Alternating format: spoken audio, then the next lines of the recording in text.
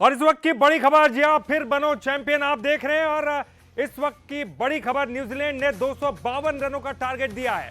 252 run बनाने हैं, New Zealand ने 252 रनों का टारगेट दिया है।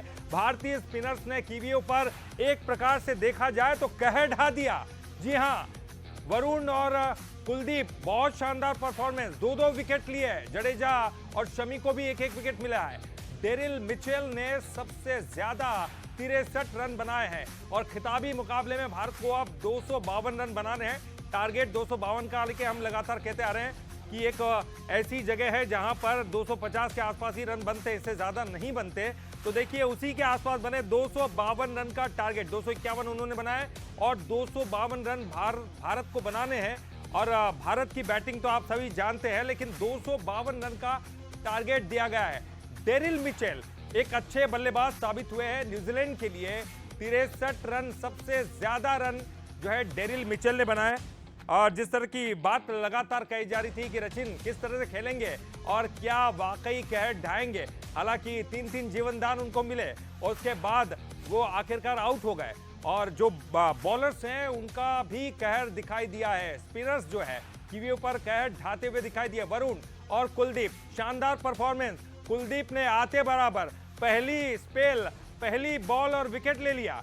कुलदीप बहुत ही शानदार गेंदबाजी करते हुए दिखाई दिए, 2 विकेट उनको मिले। और चलिए हमारे साथ जुड़े हमारे सहयोगी दिलीप कापसे जी।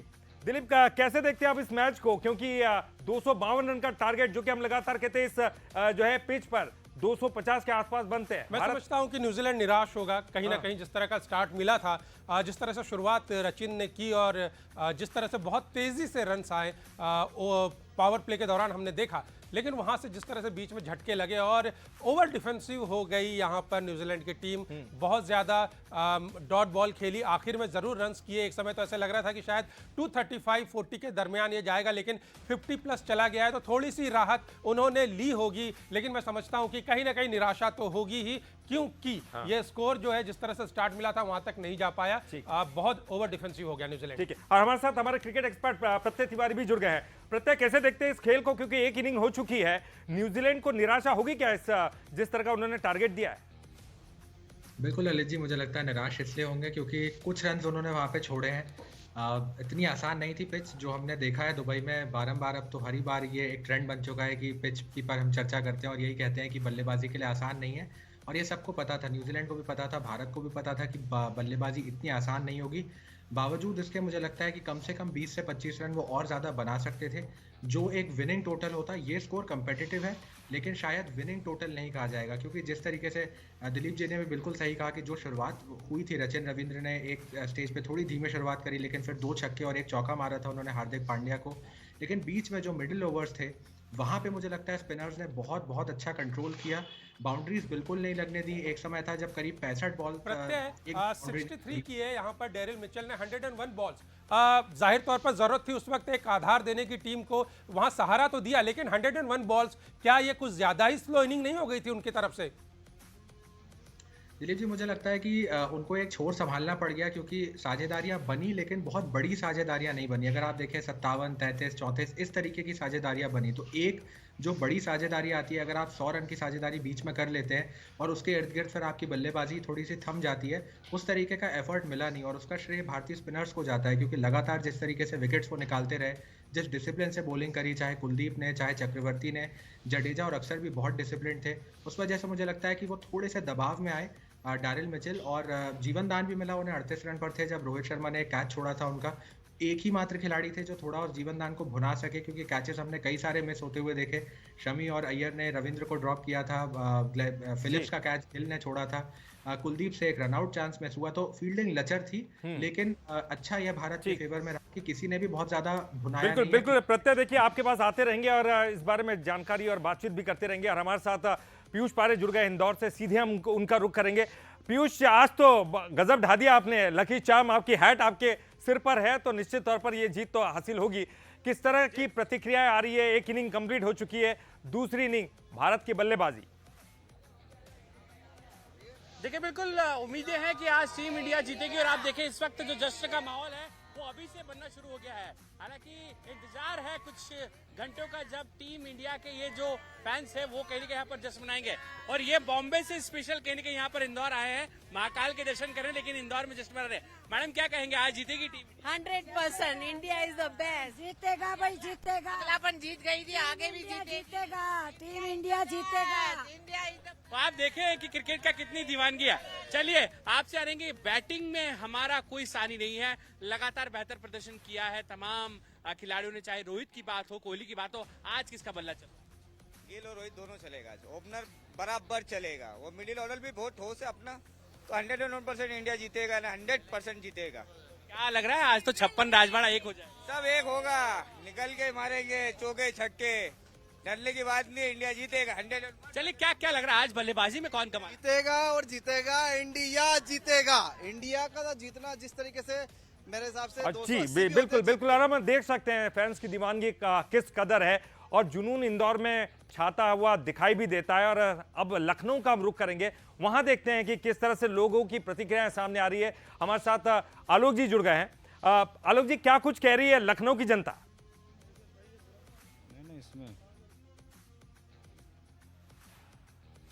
तो आलोक जी तक शायद लगता है मुझे आवाज नहीं पहुंच पा रही है। दिलीप क्या कुछ कहेंगे? देखिए तमाम फैंस तो खुश है। हाँ, ओवर में 2 विकेट लिए हैं, 45 रन उन्होंने दिए। और जब वरुण चक्रवर्ती गेंदबाजी कर रहे थे तो ऐसा लग रहा था कि न्यूजीलैंड बहुत ज्यादा डिफेंसिव मोड में चला गया है। 450 की इकोनॉमी थी। इसी तरह कुलदीप यादव आते से ही विकेट झटका, और वो जो दबाव था वो वेस्टइंडीज न्यूजीलैंड के प्लेयर्स पे से कम नहीं हो पाया। 10 ओवर में 2 विकेट उन्होंने झटके और महज 40 रन दिए। तो जो खौफ था स्पिन चौकड़ी का वो बिल्कुल नजर आया। अक्षर पटेल 8 ओवर में विकेट कोई नहीं मिला, लेकिन यहां पर महज 29 रन दिए हैं।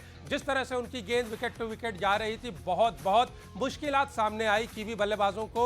और जो जिस तरह का इकोनॉमी आप उनका देखिए 3.62, इससे देखिए कितनी घातक गेंदबाजी। लेकिन उनको निराशा होगी, विकेट नहीं मिला उनको आज। जी बिल्कुल विकेट नहीं मिला, लेकिन जो गेंदबाजी की वो कमाल की है। और जडेजा को यहाँ देख लीजिए, इन्होंने भी 30 रन दिए, महज 1 विकेट मिला, लेकिन वो 30 रन का जो आगे लगा हुआ है वो बहुत इंपॉर्टेंट पार्ट है।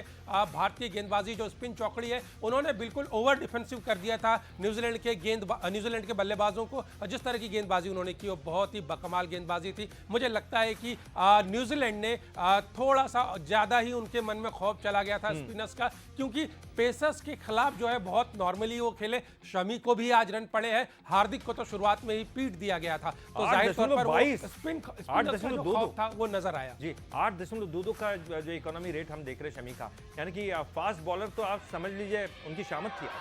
जी बिल्कुल, बहुत आराम से उन्होंने पेसर्स को खेला, शमी को भी खेला, हार्दिक को भी खेला। जी बहुत। चलिए आप और उसके उपलक्ष्य में हम लोग आज पूरे बिल में 10% छूट दिया जाएगा शाम 7 से 8 बजे। तो सभी क्रिकेट प्रेमियाँ गिरनार रेस्टोरेंट में आएँ और 10% पूरा बिल में लाभ उठाएं। चलिए हमारे साथ प्रत्यय जुड़े हुए हैं। एक आखिरी कमेंट प्रत्यय, आप क्या कुछ कहेंगे, किस तरह की बैटिंग होनी चाहिए भारत की? देखिए, मुझे लगता है रोहित शर्मा तो अपने ही अंदाज में आएंगे। वो हम देख चुके हैं उनको कि वो उन्होंने ठान लिया है कि अब वो रुक के नहीं खेलेंगे, और जितने कोशिश करके जितनी जल्दी और जितने ज़्यादा रन्स वो बना सके वो उसी अंदाज से खेलेंगे। लेकिन अगर वो 10 ओवर तक टिक जाते हैं, पावर प्ले पूरा देख जाते हैं, तो ये जो हम कह रहे हैं कि शायद 45 ओवर तक या 46 ओवर तक जो गेम खत्म होता है, वो हो सकता है कि 40 ओवर तक भी खत्म हो जाए। लेकिन महत्वपूर्ण यह है ललित जी कि ये बहुत बड़ा फाइनल है, एक बड़ा मौका है। और न्यूजीलैंड के खिलाफ खासतौर पे हमने एक टेंडेंसी देखी है भारत की कि विकेट्स गंवा देते हैं, एक साथ गंवा देते हैं और बड़ी जल्दी गंवा देते हैं। क्योंकि 2019 वर्ल्ड कप का फाइनल हो या इस बार का मैच, तो ये खास ख्याल रखना होगा कि जल्दी विकेट्स ना गंवाएं। जी बिल्कुल, ये उम्मीद करेंगे कि ये तमाम चीज़ें भारतीय टीम ने जरूर प्लान की होगी, रणनीति बनाई होगी, और उसी के अनुरूप काम करेंगे। और जैसे ही मैच खत्म होगा हम फिर बात करने के लिए हाजिर हो जाएंगे, एक दूसरे से बात करेंगे इस मैच के बारे में, और ट्रॉफी हमारे हाथ में ही होगी। बहुत बहुत शुक्रिया प्रत्यय जी, और आलोक राय जी भी हमारे साथ जुड़े, उनका भी बहुत बहुत शुक्रिया। शिखर भी हमारे साथ जुड़े, उनका भी बहुत बहुत शुक्रिया। और इंदौर से पीयूष पारे भी जुड़े, उनका भी बहुत बहुत शुक्रिया। दिलीप जी, आपका भी बहुत बहुत शुक्रिया। कुछ समय के लिए मैच देखते हैं, लेकिन आप भी मैच देखिए, लेकिन बंसल न्यूज़ को मत भूलिएगा, क्योंकि पल पल की अपडेट यहाँ पर बंसल न्यूज़ पर आपको मिलती रहेगी। मैच के बाद भी तुरंत हाजिर होते हैं। फिलहाल के लिए इतना ही। बंसल न्यूज़ पर खबरों का सिलसिला लगातार जारी।